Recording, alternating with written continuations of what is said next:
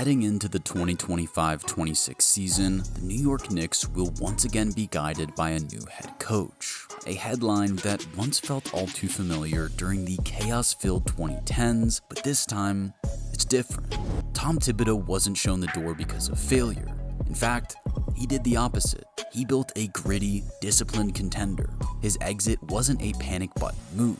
It was a calculated decision by Knicks ownership. A bold bet that a new voice could be the final piece to push this team over the edge. For the first time in decades, this isn't about damage control. It's about chasing a championship. The Knicks haven't seen the NBA Finals since 1999. They believe that's about to change. This is the blueprint, the New York Knicks edition. In 2019, exactly 2 decades after their last NBA Finals appearance, the Knicks were at an all-time low. A 17-65 record was officially the worst in franchise history, and the playoffs had never looked further away. When the 2019-20 season culminated in a 21-45 record, it was clear something had to change. David Fizdale was fired mid-season, and there was a shakeup at the top of the food chain as well. In March 2020, Leon Rose, a renowned agent, was brought in as president, assigned the role of turning around one of the NBA's most lackluster franchises in one of the nation's most high-pressure media markets. It wasn't going to be easy, and he would need some impressive brainpower alongside him. That's why he reached out to William Wesley, otherwise known as Worldwide Wes. To have a nickname like that, you've got to be a pretty influential character, and Wes certainly was. At the time of his hiring, ESPN's Adrian Wojnarowski described him as one of the greatest connectors and relationship builders in the sport. That certainly sounds like a good guy to have on your side. To head up the on-court production, Rose brought in Tom Thibodeau as head coach. Whilst Tibbs' most recent coaching experience had resulted in a mid-season firing in year 3 in Minnesota, this was viewed as generally a sensible decision. He was an experienced coach, so that T-Wolf stint saw him inherit a 29-win roster and reach the playoffs with a 47-35 record in his second season. So, he was familiar with turning around a struggling franchise. Kendrick Perkins, who played under Tibbs during his career, certainly liked the move. Every team that an organization that Tibbs has went to, he turned them into a winning organization.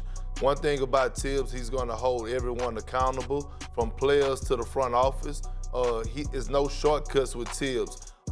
He makes sure he puts in all the groundwork. He gets the best out of the players. With the brain trust now set, the temptation to make a big, bold move to turbocharge this rebuild must have been tempting, but Rose and company stayed strong. Alec Burks and Nerlens Noel were signed to affordable 1-year deals, while a raft of veterans were let go to try and get the cap in order. In the draft, the first selection of the Rose era would be Obi Toppin 8th overall, before trading up to select Emmanuel Quickley 25th overall. These all turned out to be sensible moves, as the Knicks' new supporting cast helped their primary playmakers notch career-best efforts. Julius Randle thrived as the team's leader, pouring in 24.1 points, 10 rebounds, and 6 assists per game, earning himself his first ever NBA All-Star selection. Behind him, sophomore RJ Barrett was also delivering at a high level, converting 44.1% of his attempts from the field to score 17.6 points and 5.8 rebounds per game. Alec Burks and rookie Emmanuel Quickley both made an impact as bench players, scoring in the double digits, while Nerlens Noel led the team with 1.1 steals and 2.2 blocks per game. All in all, it was a significant upgrade for the Knicks, and a mid-season trade for Derrick Rose helped nudge them over the line come season's end with a much improved 41-31 record, earning the franchise its first playoff berth since 2013. Did you see the Knicks? Did you see those New York Knicks last night? Did you see them? Did you see them? I mean, Julius Randle, 28 points. Derrick Rose, the 10-year anniversary of winning league MVP, dropped 25, hit 11 of 15 shots, scored 3 big-time buckets down the stretch. The New York Knicks winners of 3 straight. The New York Knicks winners of 12 and 13, firmly entrenched in the 4th spot. It had been a miserable 8 years without a winning season and 4 different head coaches for the Knicks, so it's fair to say that optimism was high in the garden for the first time in a long time. Even a first-round playoff exit couldn't dampen the spirits, especially as it gave fans their first cause for postseason celebration in 8 years.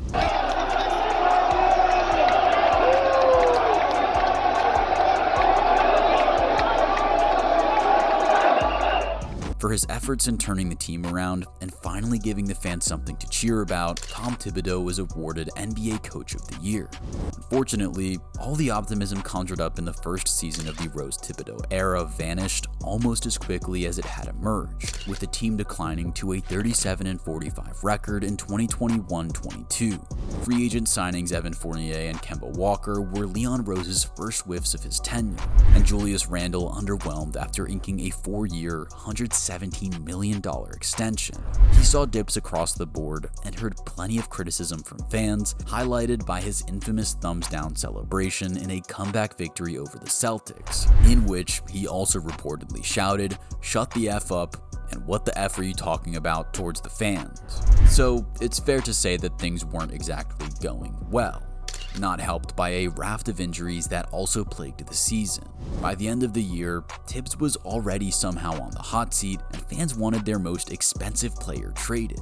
Quentin Grimes and Miles McBride were a couple of intriguing rookies for fans to keep an eye on, but the bottom line was, this team needed a significant boost to get things back on track. Thankfully, they got exactly that in the 2022 offseason. Sensing the need for a big swing, Leon Rose freed up cash by shipping off the likes of Kemba Walker, Nerlens Noel, and Alec Burks. Then, with his newly found cap space, he brought in a player who would completely transform the franchise. That was, of course, Jalen Brunson, who signed a 4-year, $104 million deal in free agency. After joining the Mavs as a second-rounder in 2018, Brunson had gradually improved in a supporting role with the team, capping out with a 16.3 point per game effort in 2021-22, in which he shot 50% from the field.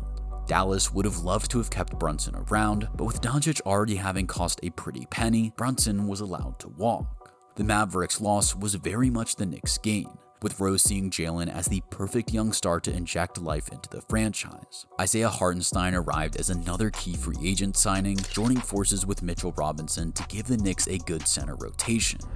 Robinson himself signed a new extension, shockingly making him the first Knicks draft pick to be re-signed to a multi-year contract since 1994. He was fresh off a season in which he had posted a career-high 8.6 rebounds and an NBA record 74% field goal percentage. In the draft, the Knicks flipped their 11th overall selection, Ousmane Dieng, to the Thunder for 3 2023 first-rounders. This was a smart move to accumulate future, cheap talent to eventually slot in alongside Brunson. The Brunson effect was immediate in New York, with the burgeoning star smashing new career bests with 24 points and 6.2 assists per game, delivering well as a perfect second fiddle to a much-improved Julius Randle. Randle's 25.1 points and 10 rebounds per game were much closer to what the Knicks were hoping for when they inked him to his lucrative extension, and his combination with Brunson helped elevate New York to a 47-35 record. A midseason trade for Josh Hart helped put the finishing touches on the season, with his defensive quality and rebounding helping get the team back in the playoffs. This new-look roster had once again transformed the Knicks, and the fun continued into the offseason this time, with Brunson truly coming into his own as a dominant force. He helped New York brush aside the Cavaliers in 5 to give the team its first playoff series win in a decade, and you bet the Knicks fans were back out in the streets to celebrate.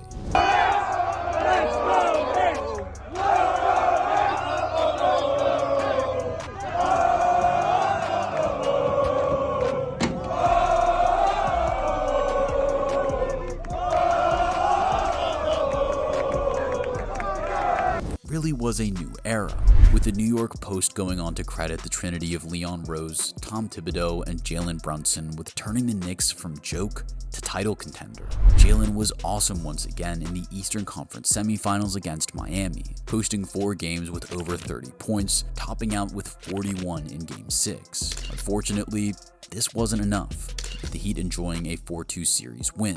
Still, Brunson's first season as a Knick had been epic, and his postseason play proved he was absolutely capable of being the focal point of a contender. He just needed a few extra pieces around him. So in came Donte DiVincenzo, a man who was very familiar with Brunson due to their time together at Villanova. Josh Hart was also on that national championship winning roster, meaning that when he signed a new 4-year, $81 million contract with the team, the Knicks had a strong Villanova theme.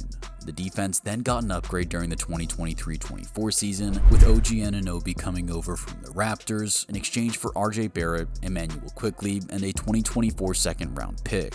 Sending away those two exciting young talents wasn't an easy decision, but the Knicks had their sights locked on something bigger, an NBA title. And for that, you need impact players at every position. Anunoby absolutely fit that description, having led the league with 1.9 steals per game in the 2022-23 season. The Knicks were 17-14 when Rose pulled the trigger on that trade, which made an instant impact, propelling the team to 32-17 by the beginning of February. Anunoby himself recorded an NBA record plus-minus of 170 in his first 10 games with the team. Bojan Bogdanovic was then the next big name to arrive via trade, helping the team improve to a 50-32 record and a second consecutive playoff berth. With the improved roster around him, Brunson properly took over as the Knicks leader in 2023-24, firing in 28.7 points and 6.7 assists per game to earn him his first All-Star selection. All signs pointed towards this being the Knicks' best shot at playoff success yet, but injuries to Anunoby, Robinson, Randall, and Bojan meant that it would be another semifinal exit. Injuries in the postseason can hit any team and have derailed plenty of promising runs in the past, so this disappointing playoff exit was by no means a reason to panic. Still, that didn't stop the team from staying aggressive and making another significant upgrade. This time, it was in the shape of center Karl-Anthony Towns, who had 3 All-Star selections to his name from his time in Minnesota. It cost a combination of DiVincenzo, Randall, and a second-rounder to pry the talented big man away from the T-Wolves, giving the Knicks a completely new skill set to unleash in their bid for an NBA title. Mikal Bridges was another big-name arrival, continuing the trend of Villanova players lining up for New York. The Knicks gave up a haul of picks to reunite Bridges with his former college teammates, hoping that the runner-up for the 2022 Defensive Player of the Year award could add more quality to a team that was now surely ready to make a run at the NBA title. The Nova Knicks opened the 2024-25 season on fire, stretching to a 24-10 record by the beginning of January. By now, Brunson was thriving as one of the best players in the entire NBA, but an injury to him in an overtime loss to the Lakers at the beginning of March threatened to derail another promising season. Thankfully, the team Leon Rose had built around Brunson were more than capable of filling in his absence, guiding the Knicks to a 51-31 record, their 3rd consecutive playoff berth, and their 4th consecutive season of improvement under Thibodeau. Thankfully, Brunson had made it back for the final few games of the regular season, sending the Knicks into the postseason with optimism, yet again, sky high. A tough Detroit Pistons team was waiting for them in the first round, but a 31.5-point average from Brunson across the series saw them off in 6. Up next in the Eastern Conference semis were the hyped Celtics, the reigning champions, who not many people gave the Knicks a chance of beating. As it turns out, the series was the perfect celebration of everything the Knicks had done to get to this point, with Brunson outplaying Jason Tatum, Karl-Anthony Towns dominating with a double-double in all but one of the games, and OG Anunoby holding his own on defense, popping up with 2 steals and 2 blocks in Game 1 before nabbing 4 steals in the 91-90 thriller in Game 5. Obviously, Tatum's brutal Achilles tear was a huge storyline to emerge from this series, but it came at a time when the Knicks were already on top and likely didn't affect the outcome of the series. In downing the reigning champs, New York had finally reached the Eastern Conference Finals for the first time since 2000. Every draft pick, free agent acquisition, and dramatic trade had finally gotten them over the hump, and they were now certified as a powerhouse in the East. Unfortunately, a defeat to the Pacers removed any hope of securing the franchise's first NBA title since 1973. It was the 3rd heartbreaking playoff exit in 3 years. But just like each of those previous 2 seasons, there was plenty of reason for optimism.